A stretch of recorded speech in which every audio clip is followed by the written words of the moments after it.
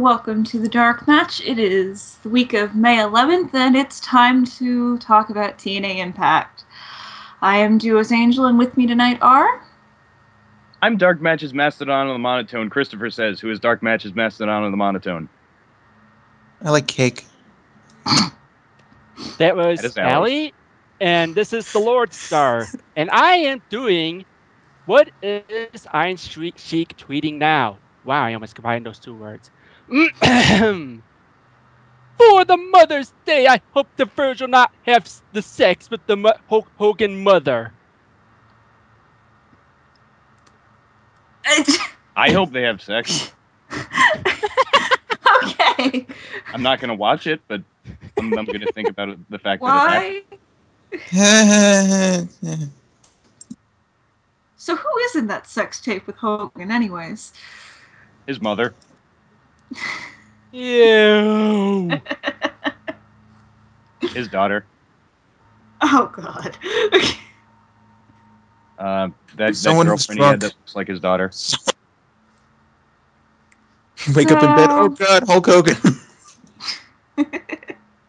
Hulk Hogan with this battery deck.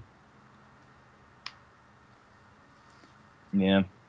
Right. Anyways. Hey guys, don't exhaust our talk about Hogan now. We have enough of him to talk about later. Oh, fuck. I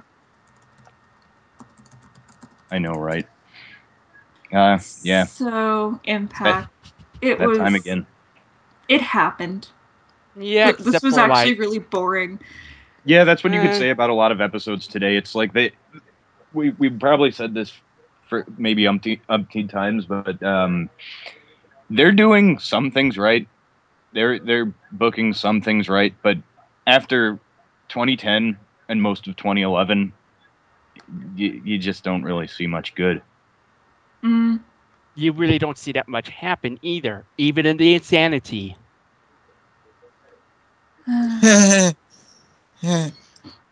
Right. So this week started out with Bobby Roode coming out to the ring, because we must always start every wrestling program with whoever has the highest belt coming out to a fucking ring.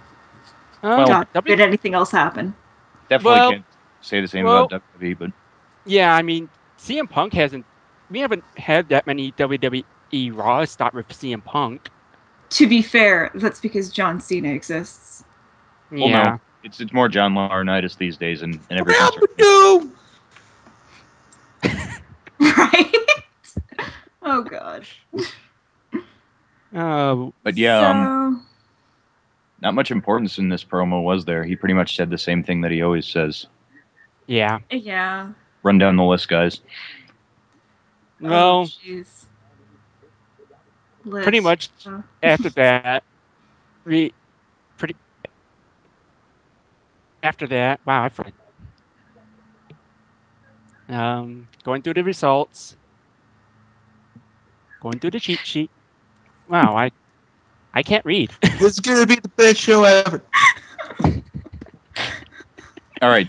The bullet points are: he's the it factor. He's the most dominant champion in Impact Wrestling history. He took out Jeff Hardy, Rob Van Dam, and Ken Anderson in one night. And not much important about that. I mean, it's a recap, and it's saying pretty much what he's been saying for the past few months as champion, except he does say something notable. 14 days from the time of Impact, he will become the longest reigning champion, beating out AJ Styles, Jeff Hardy, Angle, and Sting. What do you guys think of that? I mean, if you had told us this maybe in October, if you had won in October, then we would have been quite happy about that. But I don't give a fuck. Yeah, that's just like, oh, okay, that's nice. I would have been more happier with him if he was the one that won at Victory at Bound for Glory. Yeah, not the politicking that happened that got pay-per-view that makes me want to play Pokemon less. Wait, what? Oh, yeah, Victory Road. Oh, Jesus. Hello. I haven't seen him at all in these shows that I've done so far. Hi. Oh, God.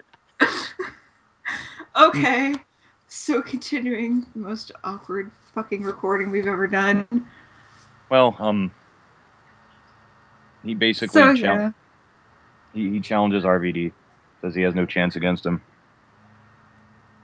Rob Van Dam responds by punching him. Which sounds more epic than it really was.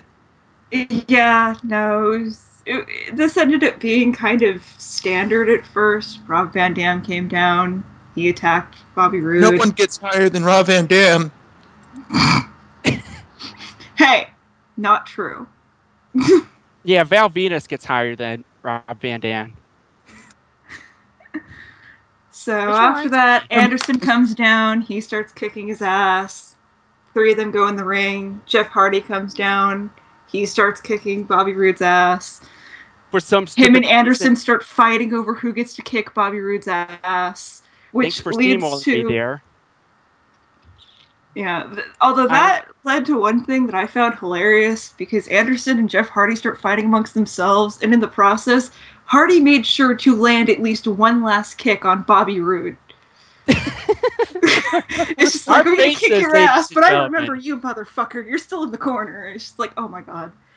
And then backstage people and, refs come down, try and separate everybody. No D'Lo or D'Lo Brown chance because this is a bad crowd. Yeah, how bad is it that they're the most over wrestlers in the like the same crowd as they always have? Yeah. Nah, I don't know. At least it was a lively crowd, even if they got annoying after a while. They're always annoying. Apparently only know 2 chants. Well, we'll get to how bad the crowd was with our first match. Fuck you, fans. Fuck the fans. I don't care. Wait, I want cake. Out comes Hulk Hogan. Well, brother, I smell blood. I smell blood and I like it, brother. Ever since when has Hogan been a shark? Oh, wait. Oh, God. Yeah, that's just one sentence that makes me shudder. Basically, he's proud of everyone because they're all enthusiastic, and he panders to the crowd. And while Hardy and Anderson want a piece of Roode, Rob Van Dam is more important than them. And yet, Hogan does the most heelish thing a face can do in TNA. He pretty much adds stipulations to the proposed main event, which would be a 4-way between Hardy, Roode, Anderson, and RVD. Yeah, a lot of stipulations to this one. Yeah. Yep. And don't forget, guys, this is coming from a face. If Hardy wins, RVD loses his title shot and Hardy replaces him. If Anderson wins, RVD gets replaced with Anderson. If Roode wins, he gets to choose between the 3. That's dumb. And it kind of is. Yeah, I mean, this is like the most heelish thing that I've seen a face GM never do to another face. Yeah, but of course, the obvious outcome was pretty fucking painful, especially considering what the last stipulation is. I feel it should be noted that the entire time, Hogan is talking like he's on a fucking late night infomercial, and he is selling the fuck out of this idea.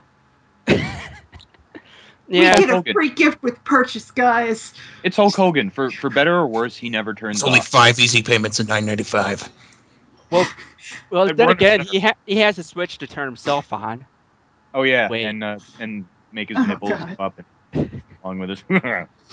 So, final stipulation: the big sell to RVD himself is that if he wins, he gets to add any stipulation to the match that he wants. All right, it's a get high contest. He can have whatever he wants. No DQ, ladder match, which is what he picks. Hey, don't get too far ahead. Oh yeah, God forbid. But yeah, that pretty much telegraphed the ending to this pretty damn well. Gee, I wonder what the entire purpose of this was for. Yeah, pretty much. And then, of course, RVD accepts it. Yep. Oh yeah, everybody's in for it, and yeah. To be perfectly fair, it's not a horrible idea. It's just kind of, like you said, Lum, it is kind of heelish. It does seem more like something he would have said back when he was a part of Immortal. Yep. But it's still not the worst idea for a match. Next we have Bully Ray. Yeah, after that segment, we cut to Bully Ray cutting a promo on Austin Aries, saying how light he is. Though I think Austin Aries easily weighs 50 pounds more than, 75 pounds more than I do. Yeah, I don't know. I mean, Austin I'm Aries 125. seems about a good 200 or over. Yeah, he's pretty tall for how thin he looks. Mm. Yeah, and also I weigh 25 pounds less than Spike Dudley did. Well, to be honest, that's because your father was a twig. Don't bite me, Eiley. I think he was a twig. But just because you got me on the show, Allie, doesn't mean that that's backstage politicking. Never mind. But yeah. Anyways, pretty much it's your standard heel promo about standard heel David and Goliath promo from the Goliath. Well, except Goliath is now saying that David's bullying him. And that's funny because his bully is his first name. Yeah. What do you mean he's bullying people? His name's... No, I get it. He's a hypocrite. Yeah, we go to our first commercial break, and we cut back to Gail Kidd and Madison Rayne, where that whole feud never happened. Continuity, everyone. Wear pants. What? No, never mind. But yeah, they're backstage, and Gail Kim's trying to have basically a heel moment and serious talk, and Madison Rayne is being super ungodly girly, trying to pick out fucking clothes. Yeah, I will say I still like Madison Rayne a hell of a lot better than Gail Kim when it comes to speaking. Yeah, I hate to say that. I hate to say it, but yeah, Madison Rayne's actually kind of grown on me just because she's such an idiot. Well, that, and she's finally, I think she finally purged Kara Jarrett from her system. Yeah, essentially. Such a dumbass is endearing. And it's like I have a lot of respect for Gail as an in-ring performer, but unfortunately, as quite a few good wrestlers, female and male, like Cheerleader Melissa's another one, they just sound very stiff. It's not helped that she's basically just doing the standard heel. There's really nothing interesting going on from her. She's just full of herself and thinks she deserves everything. Yeah, Okay. Yeah, during this whole promo, Gail mentions Brooke Tessmacher, who's been on a winning streak as of late. Mm-hmm. But that still isn't getting as over as Crimson's undefeated streak is, even though Crimson's been defeated. Was he?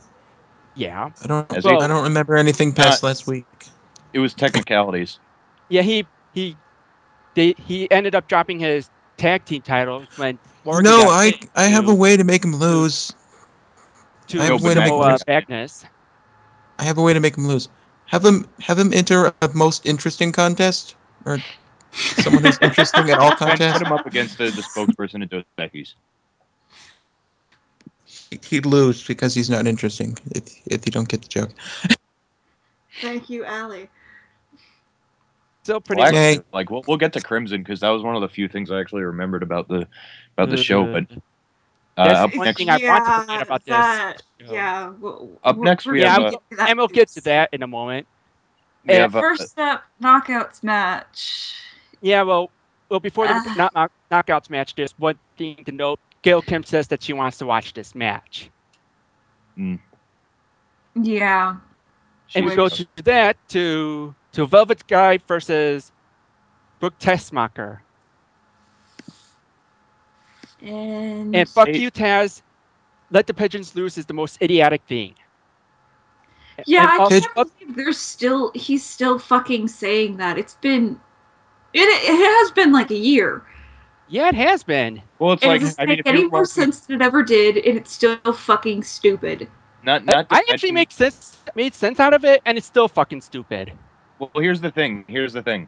If you were watching WWE in like 98, 99, and you're watching it until about like 2001, 2002, after about 3 to 4 years, you'd get tired of puppies.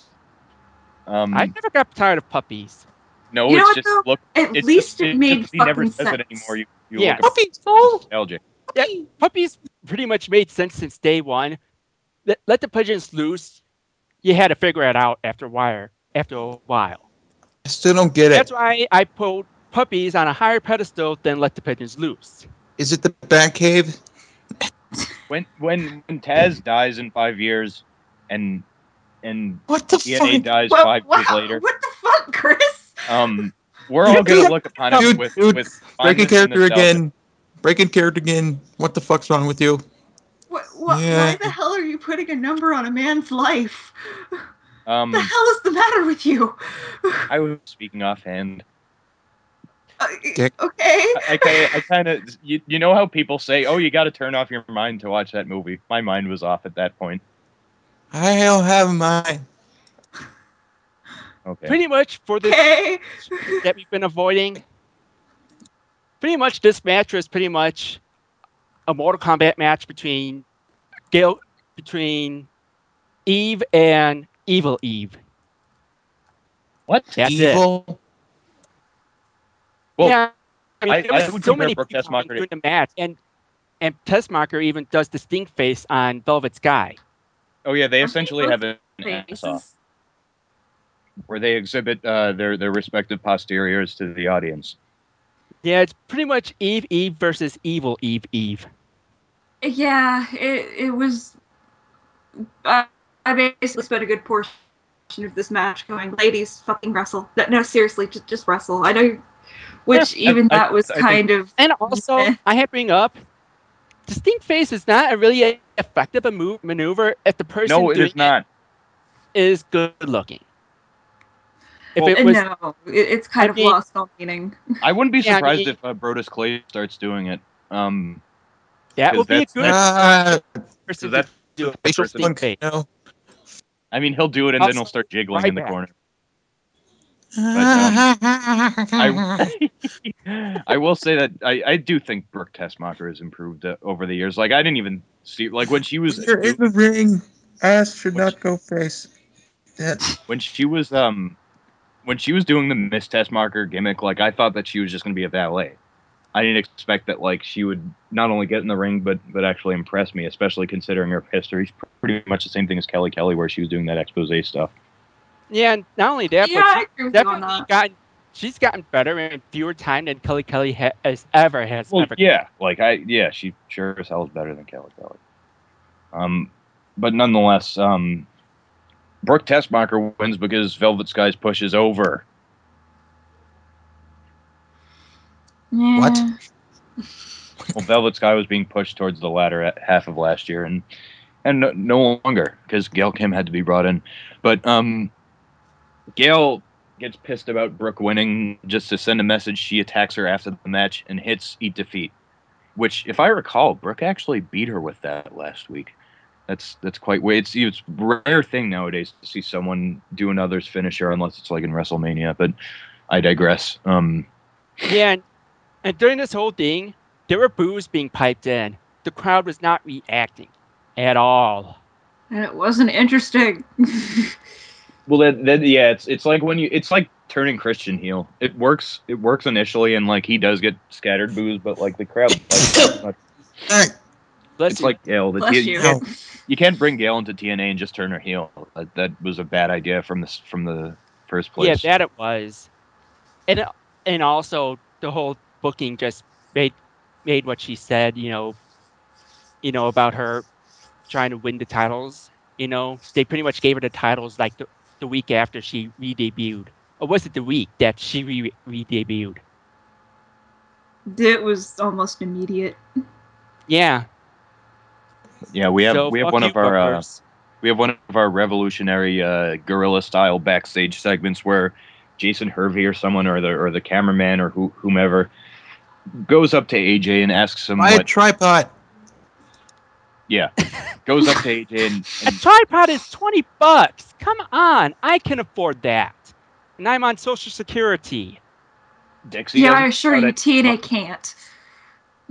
but If they can afford to pay Hogan for every appearance, they could. He is a tripod. Where do you think all the fucking money's going? Yeah, they need to do something about that. But I digress.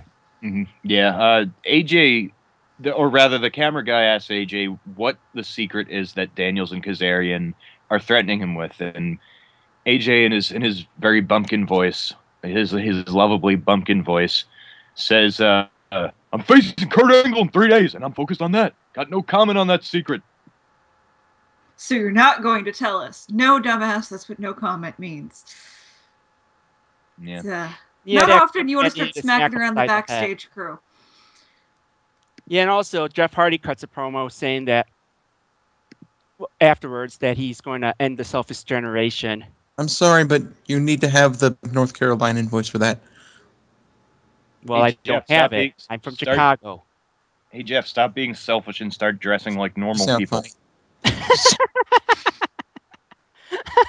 And stop painting eyes on your eyelids. You can't see at him. You know how to like have having finally seen him without face paint again, because I haven't in a while. All I could think was, why do you keep painting your face? Yeah, I actually. You look so saw that. stupid like that. You look fine without it. Just keep dressing like a really old punk guy.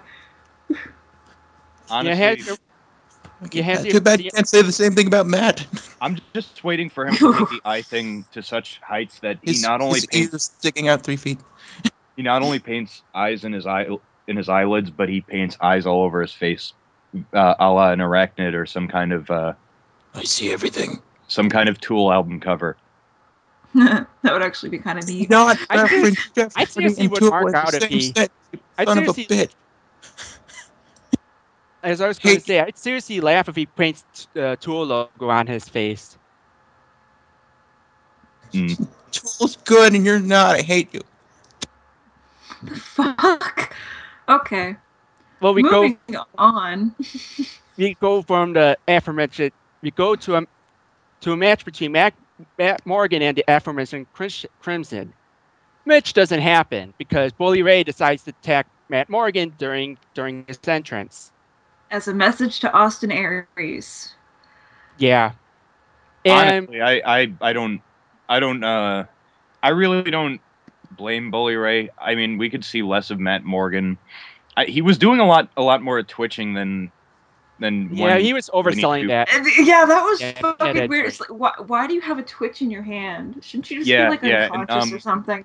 And Tifus basically, he was complaining the most about that. How you wouldn't do that unless you're in shock, unless it's quite a serious thing.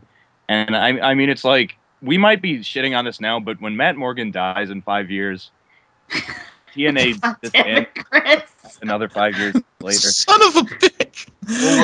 I see a recurring theme here. The old I had 5 years, brother. There's a bomb in the ring. Oh God. Well, actually, some people let's joke about that. Omae wa mo shinderu. No. But you are already dead. Yeah, we go. Then we cut to a commercial after Bully Ray just walks off. Oh no! Before we move on. Well, I was going to. We didn't quite finish. See, people come down to actually get Matt Morgan to get the stretcher, and Bully actually starts waving them away. Oh, like yeah. It's a lion with fresh kill. It's just like, what the fuck do you care anymore? Just go. Lions are cute. I have to be a bully. Pretty much. And then after that, we cut to a commercial, and we go back. Bully Ray actually tries to return to the ring, but D'Lo Brown makes his appearance. Did you just say Daniel Bryan? No, D'Lo Brown, I said. Oh, okay. As in Mr. Rubberneck from WWE. I always call him Cocoa Puff Head. Oh my god. I call him Need a drink. After the commercial recap, Crimson says that he doesn't believe what happened in the ring, and like a fucking tool, he actually basically Crimson proceeds to cut a promo talking about how awesome it is that he's still undefeated, and Matt Morgan said he was going to take him out, and didn't even make it to the ring. And he then actually forces the ref to start the match, count Morgan out, and declare him victorious. I gotta say, I'm pretty sure that still doesn't count. Yeah. Like if they seriously update the record and have this as a win for Crimson, no. No, the match never fucking happened. Yeah. Honestly, I quite liked Crimson's delivery. I thought he was a bastard. Honestly, yeah. The thing is that I spent this entire segment, like from the moment that Bully Ray came down to basically the next commercial. All I could think of was dumb. This is fucking dumb. This is stupid. This is dumb. But Crimson's doing a job being the total fucking fool. I will give him that. He's. I want to punch him. He's doing a good job. It's just still not that interesting. Well, we got two things out of this match. And I put that in air quotes. The good news is that we don't get Matt Morgan versus Crimson on free TV. Bad news is that the feud is going to keep on going on. And the even worse news is that they're not going to replace any of them with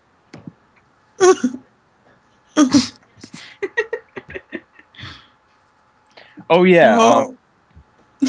As we're sure one member of the Spoonie Experiment forums will either love or hate very much, Rob Van Dam cuts a promo and he references the Iliad. Which he hasn't fucking read the Iliad. He might have. I had to read it in fucking school. I hate that book so much. I don't think he had the patience to read the Iliad. Yeah. To be fair, I imagine very few people do. It is the most boring goddamn piece of literature. It just reminds me of the choice that Achilles had to make. I also have a book on law. I read that. I'm pretty sure Rob Van Dam just said fucking and just smoked a bowl. Yeah. Oh yeah. Being high might actually make the Iliad more interesting. Should have tried. No, you know what makes when he dies in 5 years. The Iliad more interesting. Brad Pitt, Orlando Bloom, Eric Bana, and Brendan Gleeson. Ride Achilles Forever. Orlando Bloom. No, fuck that movie. Fuck anything that takes the gods out of Greek mythology. So you hate Seriously, God of War then? Huh? So you hate God of War then too? No, because there's gods there. In fact, the entire point is that there's gods that you were fighting. I'm totally okay with that. Okay. I mean, when at the end there isn't a goddess leading an arrow into Achilles' fucking heel, there's a problem. Ringtone. I want there to be an episode of SmackDown where Ryback squashes a jobber, maybe this time Justin Gabriel, since he seems to be moving up the ladder in terms of his opponents. And after that he goes, just like Achilles. As if he could be likened with syllables. Yeah. I only know 3. He couldn't be any more. Anyway, what the fuck were we talking about? Oh, right, talking promo. about TNA Impact. I'm going to be perfectly honest. It was a good promo. Where's my house? I just kind of feel bad for Rob Van Dam because like all that pot seems to have gotten to his throat. No, yeah, smoking has taken its toll. But Yeah, no, seriously, the promo wasn't that bad. It was an interesting story, whether it's true or not. You know, if that's just for his character, it's still a good story. That he read the Iliad and he saw Achilles' choice, and Achilles chooses the life of a hero, even though it would mean he was going to die sooner. Yeah, and a lot of people would want to make that choice. Yeah, he gets to do that instead of having casual sex with Patroclus. So. Wait, that wasn't in the promo. He gave up what? Yeah. No, we're not going back over that. No. Hey guys, let's talk about the Iliad. No, we have Impact to talk about. Yeah, we go. The only thing more boring than let's have a classic Impact is goddamn Iliad. Let me just talk about. I want to talk about the Aeneid. No, fuck that book. Seriously, the sequel was so much better. I'm not even kidding. We go from that promo to another commercial, and we go back to Austin Aries versus. Wait a minute, Zema Iron? Really? Yeah, he reappeared. He exists. He reappeared. Yeah, the X Division title. And this was the TNA Impact's weekly good match. I didn't have a problem with it. Like, the spots were fine. Zema Ion. There was at least like some psychology, at least from the standpoint of Zema Ion's hairspray that he kept on trying to go to that he stole from Cookie. And hey guys, he has hair. After which he got fired. I like the part where Austin Aries just straight up puts him in a headlock and noogies him to fuck up his hair. And Aries sold that shit. Or Ion sold that shit like it was like a fucking hold. It's hilarious. And hey, we finally figured out the hair state. It's a Saturday Night Fever reference as far as I'm concerned. But yeah, I have to say we finally know what kind of hairspray that Cookie and Zema Ion use. It's TNA brand hairspray in a Campbell's can, in a Campbell's style label. Essence of Hogan. Maybe he wants to reference Andy Warhol. I don't know. I'm describing more than the thing is that we know that the can is made out of metal, but the label just looks so matted and cheap. Yeah, it certainly does. But whatever, it's a problem. That is a nitpick upon nitpicks, but nonetheless, like these two. I have to say this: if they were going to focus on that can, why couldn't they use a better label? I want him to come back as an environment hating heel where he just sprays it like, I'm ruining the environment. It's aerosol. Fuck the ozone. But yeah, these two work well together, as you'd expect. They're both very adept. They're both good at flippy doos. Zema Ion in particular. Austin Aries is a bit more of a fine-tuned wrestler with his experience and with his style in general. And you could tell just how well they work together with the finish, because Austin Aries hits Zema Ion with a very good brainbuster. Zema Ion takes it very well. I mean, you could make it look like he landed on his hair instead of his head, and still make it look brutal, and that's pretty much what they did. After that match, we get a promo from Daniel saying that he would not let AJ call his bluff, and Frankie wants to know if they are really going to do this. It is at this point that I'm going to be completely honest, and this is how little faith I still have in TNA as far as like any kind of taste goes. I honestly, for a minute, was wondering, oh shit, what if the secret is that he's gay? Oh, it's not. No, it's much more mundane and boring. No, yeah, but I'm kind of glad for that, because that thought crossed my mind. Was, oh god, what if he's gay? No, what if that's the fucking secret? Because that would have made me flip my shit. I'm gonna pretend I'm you and I didn't watch this segment yet. This is how Chris Daniels' promo is. I got a secret, everyone! I got a picture of AJ Styles having gay sex with Christopher Daniels. And,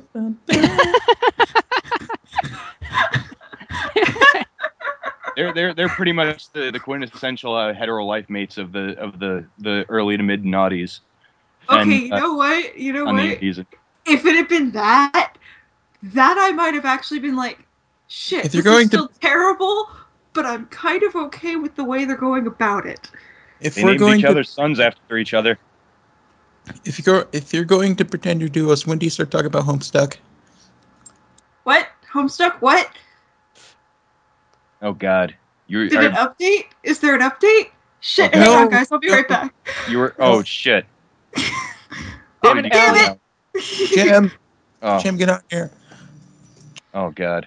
There's no update. Let's get back to this bullshit. We have another Rob Van Dam segment, and basically he talks about his confidence about beating Jeff Hardy and Anderson and Rude. He's going to do it his way, and basically he's not going to do it the conventional way. He's going to do it against the norm. He'll set the stipulation, and right now he's just mulling over the different ways he could bash Rude's brains in. Or if you will, knock his brains out. Yeah, this promo was a little bit heavy on foreshadowing too. If you read into it a little bit, it's a ladder match. They hyped the Styles, Daniels, and Kazarian friction and feud and kind of feud that happened before when Kazarian certainly looked like he was in defiance of Chris Daniels, but it turns out he wasn't. He was really helping him. You figure it out. Kaz and Daniels are in the ring, and Daniels just reveals the secret. He claims that AJ is having an affair with Dixie. I'll just come out with it. They have a picture of them together, a picture of them hugging, and a picture of them hugging closer, which they try to convince the crowd is kissing. Yeah, that looked more like a celebrity kiss than a real kiss. Well, Nah, they were just embracing. I mean, you know the celebrity kiss where they just pantomime kissing each other's cheeks, where they don't actually do it. I just remember what. Yeah. Yeah. Although, to be fair, the pictures are taken from a distance, and, it's like they're dark. So, yeah. I mean, obviously, they're staged as hell, but... It's Bigfoot. Yeah, what do you expect? Dixie's skin looks green. I don't expect them to actually fucking kiss for this stupid angle. Dixie's hair... They didn't do half bad. Her skin looks green, and really it just tells me that AJ's fucking She-Hulk. He needs a good lawyer for all the title matches and such he's been screwed out of over the past year or so. And what better person? But honestly, also, this what we probably wouldn't have gotten into if Mega Fighter had done the show is that this is based on the old Smark rumor that it wasn't AJ and Dixie, it was Dixie and Russo that were having the affair. Oh yeah. Before Russo decided to go, have fun with your sinking ship. Bye. He drives it into the fucking iceberg and then he leaves. Yeah, and he cuts all the safety boats out. Except one. Yeah, for himself. But Chris Daniels reasons that since day one, AJ, you've been the poster boy of this company, and this picture speaks 1,000 words. What all of them saying why? Wait. For him to have been fucking his way to the top from day one, wouldn't he have had to have started an affair with Jeff Jarrett? Or do I have my history of this company wrong? We'll show you his styles clash. Not just Jeff Jarrett, but Jerry Jarrett and Russo. And what's that guy's name? Who was that guy with handlebar mustache? Crap, I have to check the His name was Mustache Man. Fuck. Why is this escaping me? Well, Jim Cornette would be another one. I was going to say Jim Cornette. Yeah. James Mitchell? No. Yeah, James Mitchell. Probably Raven. Who'd want to do that to Raven? But long story short, we and need Kevin more Nash. Dutch Mantel, that's who it. Yeah, that's the guy. But nonetheless, he would have had to have a lot of sex with a lot of people because I doubt Dick. I'm guessing Dixie kept a hands-off approach to the company for the first 5 or so years. It's Even like though the one. even though Panda Energy has pretty much owned TNA for almost since the beginning. Yeah, but I don't think he'd have to fuck any of them. Fuck, Scott D'Amore too. Every single one. We go from stuff that from what War Machine would have glad to. He'll have to do Janet's. Oh, Jesus Christ. Okay. Anyway, the point being is that this angle is terribly mundane and they're doing it wrong to begin with. No one pretty gives much. a fuck. We go to a commercial and we go back to a recap of what just happened. What the fuck, TNA? What the fuck? It's a hot this angle. Insulted me because Lometer, it's a hot angle, and they're airing hours. it again in case you missed it. Still, to me, it took it like they were trying to let the people with ADD know what happened, and I'm someone with ADD. Are you offended by everything? No. I'll go run something over. I'll just look at this picture of Daniel Bryan and Hornswoggle.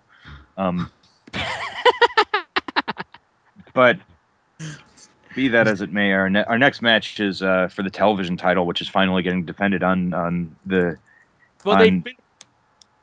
titular medium.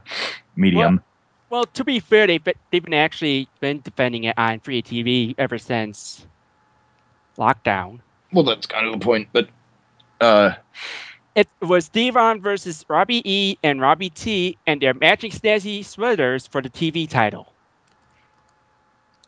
Yeah, I'm not giving you guys shit. That's what the cheat sheet says. It's the cool people sweaters. Yeah. Devon essentially just says he's going to spinebuster them, and he spinebusters them, and he retains. Yeah. And yeah, I really don't have much else to say because it was pretty much a nothing match. And Devon, this was over really fucking quick. Like I happened to look away for a little bit, and all of a sudden, oh shit, it ended. Yeah. And honestly, I kind of think Devon's coming into his own as a singles competitor, except not really. I mean, he's all right. I think if we're gonna have to do that stupid comparison, Bully Ray is definitely the Michaels and he's the Jannetty. But either way, this match was inconsequential. No one really expected Robbie T to get the. Oh, actually, maybe, but yeah. James Storm. Oh God, what the hell are they doing with him? They're doing the Shawn Michaels. They're doing the Shawn Michaels thing where Shawn Michaels lost his smile. Motherfucker! Someone please bring me a tiny violin. I lost my smile and my character. If there, I'd find the world's smallest violin, but I don't have a magnifying glass. I have a microscope. To make one point. We're talking shoot here. Like, no one could out kayfabe, out wrestle Shawn Michaels, but if James Storm was in a fight with 6 or 7 Marines, I'm sure he'd beat like three or 4 of them, as opposed to Shawn Michaels who just got his ass kicked. Super kick. But nonetheless, yeah, this is really confusing stuff. He's doing. It's almost like a few weeks late where he's on his ranch. He's petting his horses. He's probably listening to Johnny Cash and somewhere that something Gentry. I forgot what the hell their name is. Gun Regent. Surprisingly, he's not drinking. Yeah. Oh yeah, he's so broken up about not losing the title that he's gone sober. And he has a problem at that point.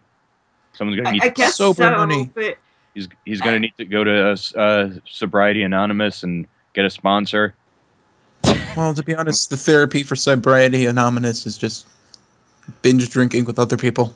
No. Pretty much a Wednesday, pretty much a Saturday night. Basically, you can catch a meeting at any bar any fucking day. Best go after 5 o'clock. I'll have to say that for these two, for for the video packages that Storm is that featured Storm, they were very creepy. Yeah, like it's definitely the tone and everything's right, and it's not like they're done very bad. It's just they could have gone a little bit lighter on the horror music. Yeah. Oh yeah! Oh god, I forgot about that. They had this fucking chilling violin music. Yeah, I forgot about that too. That was fucking weird. What is up with TNA and making? First they made Kurt Angle look like a serial killer, and now they're making James Storm look like the Hills Have Eyes. Well, to That be music honest, sounded really familiar too. Kurt I Angle, think I heard it in from WWE over Psycho Sid. fucking ever. What? That was Psycho Sid's music. No, it wasn't. Devon is pissed off. Yay. Yeah. Actually, I'm not against what happens here. It's actually not a terrible sequence of events. Yeah.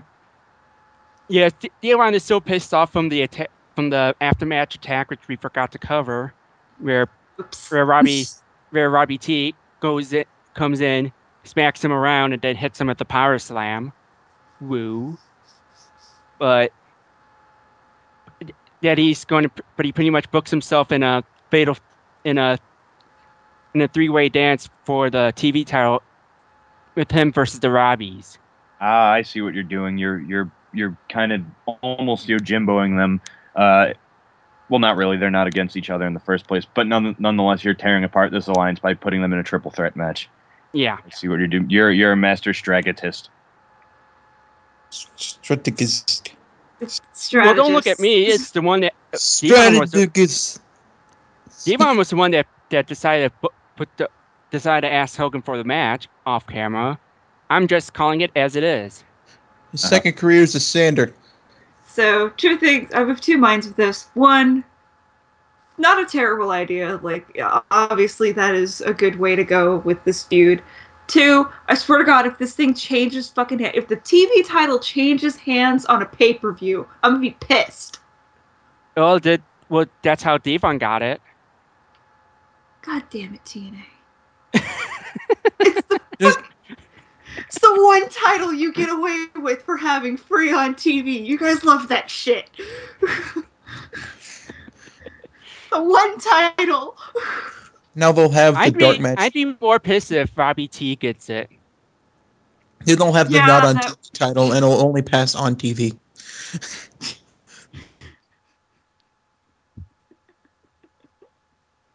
They'd fucking do it.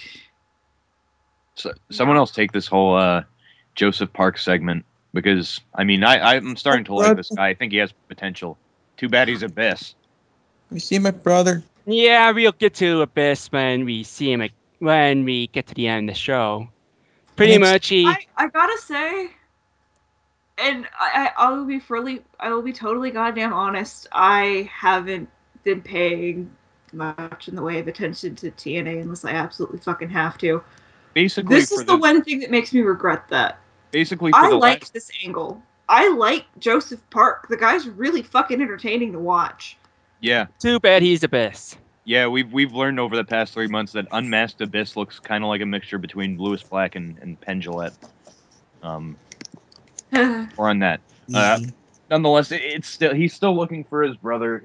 His brother, who has the most regal name that anyone could have. He talks about how his brother was tearing up the Impact Zone all over the years, even though I think they're not in Florida these days, but whatever. They're still in Florida. This is definitely the Impact Zone. You could tell you could easily tell it's the board crowd at Universal Studios. But yeah, and one thing Joseph Park does put over is the fact that Hulk Hogan gave him the free time to talk in the ring, and that just gives me the idea that Hogan's too busy doing coke to realize that that some 2-bit lawyer wants to get promo time. Or I can actually see that. Or Hogan knows Joseph coming in asking, look, Mr. Hogan, I know this is probably unprecedented, but could I possibly get some time in the ring to talk to the audience and, say a few things. Yeah, sure, what the fuck ever, dude. Yeah. You want a line? No, No? Whatever. You work here? Well, not exact. Fuck it, go anyways. No, he probably looked into Joseph Park's eyes, saw that was Abyss in there somehow, and he said, "Oh, go right out there, Abyss." I mean, Joseph Park. Leave me alone, brother. Shit, Chris, you're looking clean. What have you been doing lately? I haven't been paying much attention. Oh, I've just been. And after all this, lawyer. But yeah, moving right along. After all the fan pandering and him saying that he probably would buy a ticket for Sacrifice, it brings out Bully Ray. Pretty much because Joseph Park talks about how he's pretty much the most common lead that he gets. Everyone says Bully Ray. Eric Young says he was hanging around Immortal. You might want to ask them. And the funny thing is, Eric Young actually probably had the best information for him. Which is surprising coming from an insane man. Yeah. He's not insane. He's insane. He's just goofy. But then again... Well, actually, no, I take that back. Untapped wisdom in that Eric Young, truly. Yeah, well, actually, I take that back and let me try it again. Coming from a man who is drunk off of ODB's whiskey and body. Hey, I wasn't going that way. I was not going that way, Chris. Right. W. Let's move on. I'm not Iron Bite Duos. Just as creepy. But yeah, okay, you're not. But basically, Ray is challenging him. He basically says, "Look what I did to Matt Morgan. Do you really want to call me out? Like, you hit him with a chair." And Joseph is like, I got you. You're a big guy. You're tough. You're mean. And then he starts to make fun of him. But in a really good way. I did notice that match you had with my brother, and you kind of lost. And then that former partner of yours, you might know him. He's kind of a TV champion. Beat you last week also. And at this, the crowd chants, "You're a loser" at Bully. And these are actually one of my favorite. This is why I like the fact that they have Bubba Ray on every week to do segments, because whenever like everyone sort of when the bullying gets turned around on him, he plays it perfectly. Yeah, that's very. Yeah, and this is why I like Bully Ray a lot. It looks like he's about to start tearing up, and then he's like, "Shut up, everyone!" And he gets tough again, and he takes out his frustrations on the nearest person, which happens to be Joseph Park. Yep. And that pretty much beats Abyss back into Joseph Park. Well, not so sure about that. Well, we'll see when we'll see when we at the end of the show. We'll get there. Anyway, we go from that to Anderson talking about how he's scheduled to be with Hardy at Sacrifice, but if he wins the Fatal 4-Way, or as Online World of Wrestling likes to call it, the Fetal 4-Way. What? What the fuck? Really, they spell. No, really, they missed it. Whenever I used to go over that, this is brief personal history. But whenever I used to use that website for results on wrestlers that I like, they always misspell Fatal 4-Way, Fatal as Fetal, Fetal. 4 babies, one winner. Jesus. Moving on from that segue. It's also a ladder match. Moving on from that non sequitur, we go to we move on to a promo on the Slammiversary where they go on how Hulk Hogan debuted on Impact. Yippee. That's all we got out of that. Yeah, that's definitely showcasing the best moments of TNA. No old Impact. No old X Division people like your Sanjay Dutt, your Jay Lethals, your Elix Skippers, your no Phi Delta Slam, no Team Canada. No Pope. Damn it, they deserve some nostalgic love. Team Canada. Oh yeah, no. Well, no, Pope isn't really. I mean, he never really went down in history to do anything in the company. But then again, I believe he's now pursuing a criminal justice degree, which more power to him. Wish he had won the title when everyone wanted him to win the title. But yeah, something really happened with the Pope backstage. I mean, you never know what happened backstage with the Pope.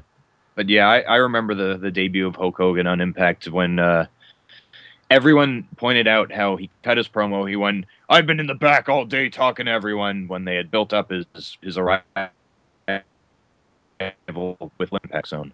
God damn. Oof. Anyways, that was. We go from that. Sorry. No, I'm done. You go. Okay, but we go from that Slammiversary segment to Kurt Angle, who's cutting a promo on AJ, and Kurt Angle's actually looking pretty face-ish as of late. I mean, I remember when he blew up at Daniels and Kazarian for having him pick up a cheap victory over AJ. Well, yeah, and he got his patriotic pop for beating Anarchia. Yeah. So Angle doesn't really care about the allegations against AJ, and he just needs to be geared up for his match at Sacrifice. Our heel, ladies and gentlemen. Yep. And we go from that to what we're going to do at the end of this show. They run through the card at Sacrifice, which is missing we're going to do that? Oh. Yep. Yeah, Sacrifice is this Sunday, man. I know, and I'm doing a show. Yeah. I don't think there's enough Smirnoff ices for me. Yeah, there's not enough responsibilities that could keep me from doing that. That's a poor Alcatraz. I don't have to do it. After they run through the card, we go to our main event. Anderson versus Rob Van Dam versus Hardy versus Rude in a fatal 4-way winner gets to do something about the main event of Sacrifice match. Thank you. I got tongue-tied. Stipulations galore match. I thought you were lagging, but that's just... I feel quite mean. honestly, I do not remember this match at all. Stuff happens. I'll be honest, it didn't, nothing really impressed me, and as usual, the sad part of, wrestling shows that tend to drag on for me is that I find it really fucking hard to pay attention even to the wrestling after a while because I'm just waiting for it to fucking end. There were only 4 matches on the show? Yep. Are you kidding me? That's TNA for you. Yeah, there was less wrestling in this. There was less matches in this show than Impact Presents Roll Up #3, which had 5 matches, 4 of which ended in roll-ups. I'm okay now. Okay, no, I'm not. But yeah, this was went about the way you'd expect, really. Yeah, and the foreshadowing catches up to this match for the finish. Yeah, basically, God. Jeff Hardy. I remembered. Oh, go ahead, Lon. Jeff Hardy hits the Twist of Fate on Rude, which then leads to Anderson hitting the mic check on Rude, and instead of deciding to pin the fucker, the idiot ball decides to smack him upside the head, and he spears Hardy outside the ring. Rob Van Dam You can do it. Then sneaks up to the top rope, hits the 5-star frog splash, and he gets to choose the stipulation for the main event at Sacrifice. And then he proceeds to get out of the ring, drag the ladder out from under the ring as Rude is kneeling nearby, clutching his belt hopelessly, looking like he's about to fucking cry. Douchebag. And then he proceeded to get pissed off about it and started shouting no. And it's just like, really? Wow, our heel's kind of a pussy. Yeah, well, never mind that shit. He started to shout no after Rob Van Dam gets on top of the ladder of weed. Anderson and Hardy start fighting, and That's when shit got weird. Yeah. Oh yeah. Because then Abyss's music hits. Yeah, and this does not. It got weird, but it did not involve Johnny Curtis, unfortunately. Yeah, Abyss comes out, and all he does, he has nothing to do with what just happened. Yeah. Just completely fucking separate. They just happen to still be out there. He doesn't even come down the ramp, looks into the camera, and has a message for his little brother. You're getting too close to the fire, and you're gonna get burned. That was it. And it's just like, what the fuck? Oh, hi there, big lip gator. Pretty fucking much. Yeah, and also going to back to the whole thing where I said keep on saying Joseph Park is Abyss. Underneath the mask, Abyss was very clean shaven, and he still had that sheen from when he had the Joseph Park makeup on. Yeah, that did finally sell it to me. It is the same person. Fine, whatever. So, fuck you, whoever said it wasn't whoever said that they were separate people. It's just really fancy a bit. I don't know the man personally. Fuck you. How was I supposed to know?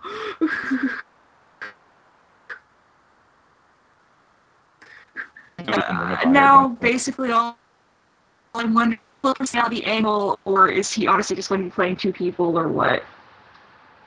Yeah, he's pretty much acting for two. They'll film Austin Powers like segments. Yeah. And they'll think of excuses. They'll think of excuses about why either of them was never able to get to the ring, or I don't know. The Big Tilly will play one of them when the other is played by Chris Parks.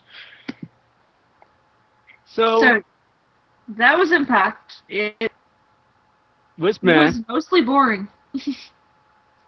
Oh yeah, we have to go through the card for sacrifice. Yep. We have to sacrifice our time. The math anniversary card. All right, let's go through this. Let's do it from bottom up. Wikipedia. We have Devon versus Robbie E and Robbie T in a handicap match. So it wasn't a triple threat. We were wrong. Yeah, it is a triple threat. I just sort of said that. It is? Versus the Robbies. Oh, it is. Sort of implying that it was a handicap match. But so my bad on that part. On that topic, I'm going to say Devon's going to win. I'm going to say Devon also. I don't know why they'd have a belt change hands. I mean, see, that's the thing. Like TNA, there's always like a potential wild card situation where they might do it. Like it's certainly within bounds for them to have that belt change hands just because they can. But nah, not this time. I think the title barely ever changes hands on a pay-per-view, so it's probably going to be Devon or Devon. Brother Devon. I thought you said Evan, as in Evan Bourne. Brother Evan.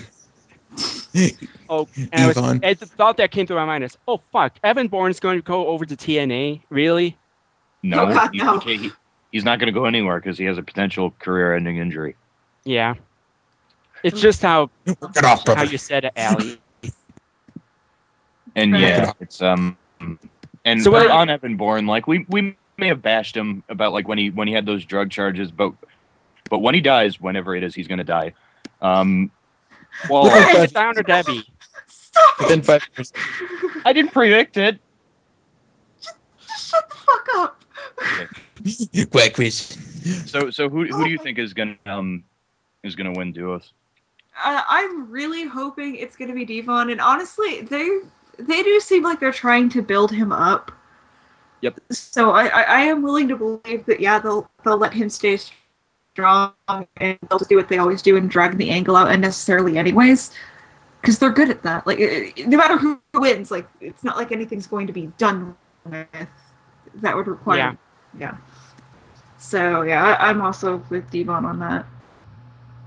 So it's unanimous, Devon. Devon. Yes, Allie. Devon.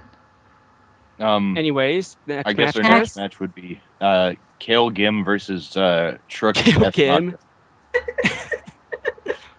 Botch! And I don't give a fuck match. Oh, you know me. I like spoonerizing things. Won't be your bit of the booty porn. What? No, don't answer. I think there's a damn good chance that Brooke Tessmacher is going to win. Yeah, actually, yeah. I can. Yeah, I want Tessmacher to win just so that we can finally end this nonsense angle between Madison Rayne and Gail Kim. I hope so. I want Brooke Tessmacher to win so that Gail Kim can possibly turn face. Yeah, me too. Should have done from the beginning. Well, here's That hoping. been from the beginning. What about you, Duos? I'm really hoping that it's Tessmacher. Allie? Yeah.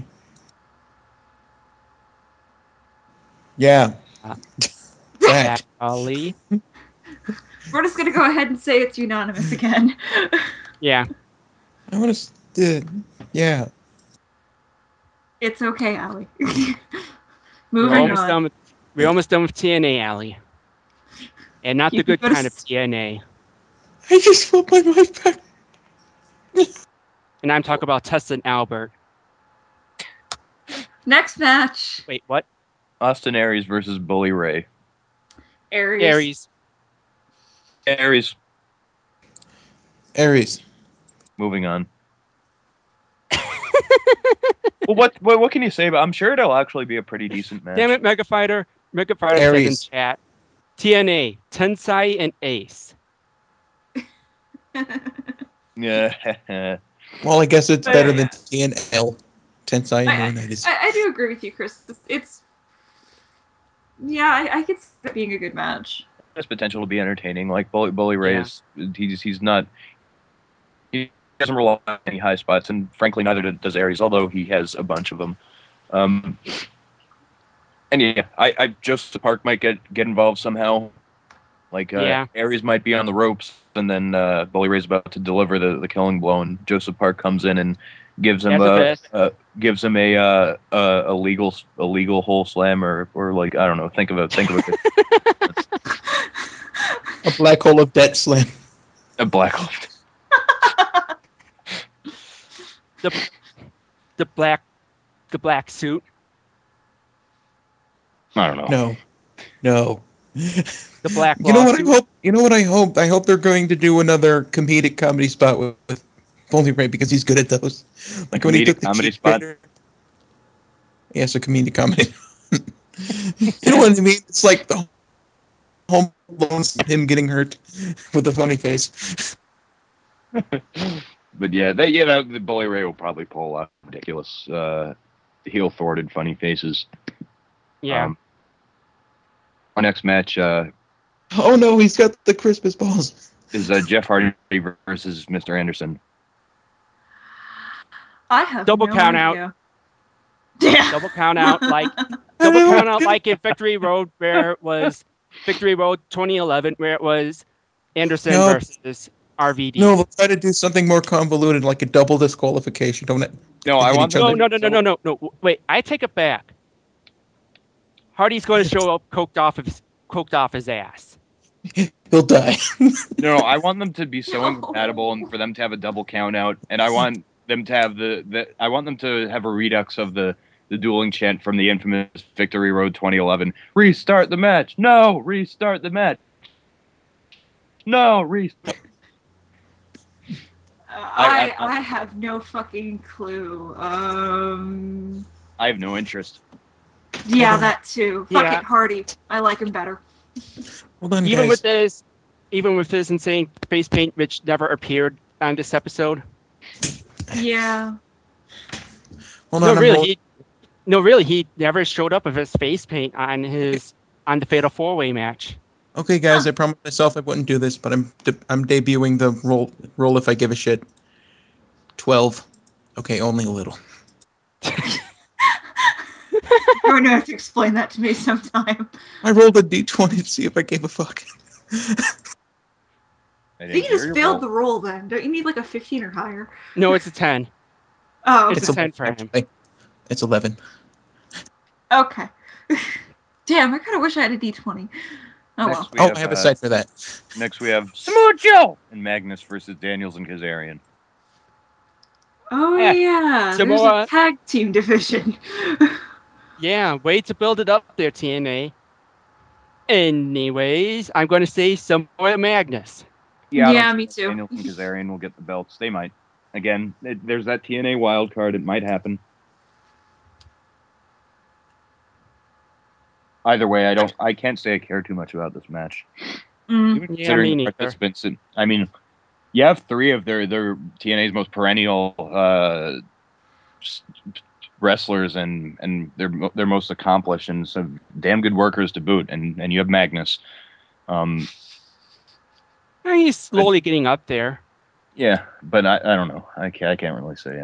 He's slowly getting up there as a tag team wrestler. Samoa Joe's pretty much his appeal is worn thin, unfortunately. Yeah. And it looks the I same miss as happening to Jen Me. Arian. Yeah, too bad that they suddenly disappeared last year. This time, I think, even. I thought they quit. Yeah, they disappeared, yeah. and they did it, and they reneged on their contract. Yeah, and they're Like they're during like what's the name of that show that went after Impact? Reaction.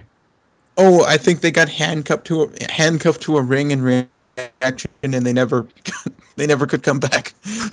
Help! yeah, for all the flips that they brother. did, they couldn't get the key. But Anyways. nonetheless, Kurt Angle versus AJ Styles. This would be a good match. Angle. I think they'll have like a hard fight. Like these guys have seen each other quite a few times, especially from 2009 2010 when they're feuding for the title. TV title. I think Kurt Angle is going to win. It's going to be a hard fought match. They're going to raise each other's arms afterwards, and yeah, it's going to be face versus face. Best friends forever. I would calling it. Angle wins, but there will be shenanigans thanks to the dipshit brigade with their stupid, boring ass secret. Dipshit brigade. Yeah, I'm going to say Angle wins with shenanigans. Unwanted shenanigans, and then there will be more ass kicking. I don't know. Yeah, Angle's going to win with shenanigans, and AJ and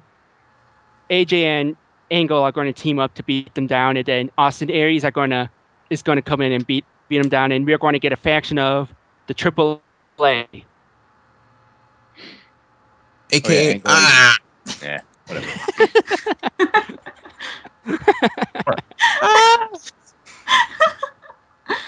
Okay, last match. Or Ali, you didn't say who you think. Chris? I don't care. Oh, Bobby Roode versus Rob Van Dam. Oh. This is honestly thinking RVD. I mean, well, see, here's the thing. It's whether you want them to give, whether TNA wants Bobby Roode to have the accolade of the longest reigning heavyweight champion. I'm pretty sure that, I hope that they cut that shit, short. Yeah, you're right. Honestly? Yeah, it's going to go to Roode. I change it, no, Roode. No, I take that back. It's going to go to Robbie Woo, as Borash likes to call him. Yeah, no, I think it is going to go to Roode just so he can have it, and then who knows, he might lose it shortly after he. Yeah, he's going to lose it to either Anderson or Hardy. I don't know. I could see them actually throwing RVD a bone, but just not Sunday. Yeah.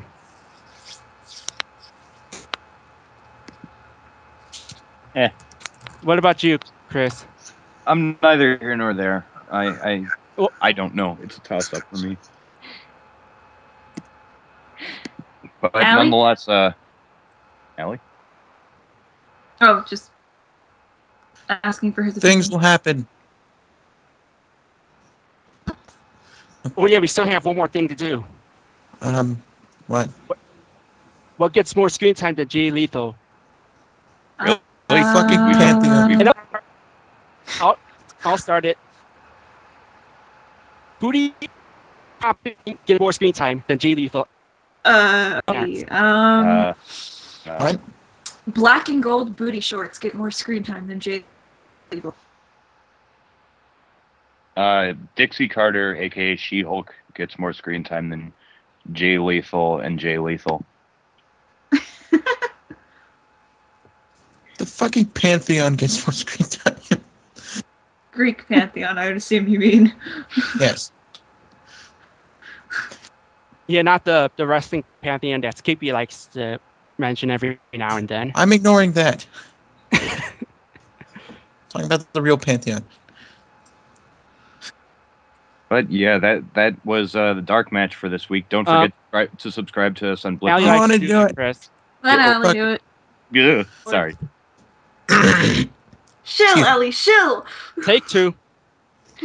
Don't forget to subscribe to our Blip TV or YouTube to keep up to date with our latest videos. You can also like us on Facebook. Don't forget to follow us on Twitter at DarkMatch Wrestling. You can also follow us individually on Twitter as well. Okay, next part. Don't forget to check us out at TRE Productions, where all our videos, plus lots of extra great content, is hosted. We're also on Reviewtopia in the community section. But last but not least, visit us at the Spoony Experiment forums, where we hang out and you can chat with us. Yeah. Damn it, that would have been so much better if you managed to keep a straight face. I'll try next time. You need practice, dude. So, yeah. There you have it, folks. I'm Duo's Angel. I am the LordStar, and Skippy can bite me. I'm the Grim Reaper. I want that. That would explain a few things. I am the table. On the couch. Fuck you and your table. Oh, God. Okay, me, bye. Good night. Good night and good luck.